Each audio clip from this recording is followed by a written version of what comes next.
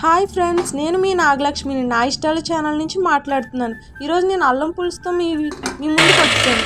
ఆ ప్లేట్లో చూపించిన ఇంగ్రీడియంట్స్ అన్ని ఫైన్ పేస్ట్లా చేసుకోవాలి. అలాగే చింతపండు కూడా కొంచెం నానబెట్టుకొని పులుసు తీసుకుని పక్కన పెట్టుకోవాలి. తర్వాత ప్యాన్లో ఆయిల్ వేసుకుని దాంట్లో పోపు దినుసులు వేసుకోవాలి. ఎండుమిర్చి, జీలకర్ర, ఆవాలు అవన్నీ దోరగా వేగిన తర్వాత ఇప్పుడు మనం చేసుకున్న పేస్ట్ అందులో వేసుకుని బాగా ఫ్రై చేసుకోవాలి పచ్చివాసన పోయేంత వరకు. ఇది చాలా హెల్త్ బెనిఫిట్స్ ఉంటాయి దీంట్లో. ముక్కు నీరు కారడం కానీ అవన్నీ మంచిగా ఉపయోగపడుతుంది, తగ్గుద్ది. చాలా వెయిట్ లాస్కి కూడా పనికొస్తుంది. మంచి ఉపయోగమైన వీడియో ఇది.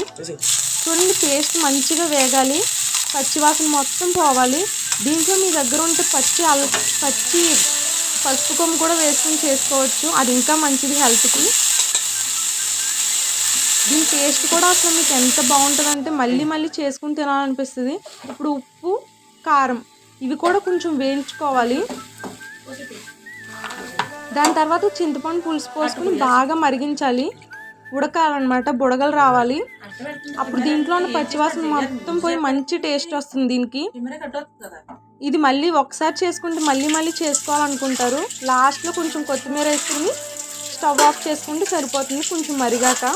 అప్పుడు మీరు వేడివేడి అన్నంలో ఈ చారు పోసుకుని తింటే అసలు సూపర్గా ఉంటుంది టేస్ట్. మళ్ళీ మళ్ళీ చేసుకుని తినాలనిపించేలా ఉంటుంది. ఇది వెయిట్ లాస్కి కూడా పనికొస్తుంది ఫ్రెండ్స్. అండ్ సబ్స్క్రైబ్ చేయండి ఫ్రెండ్స్. బాయ్.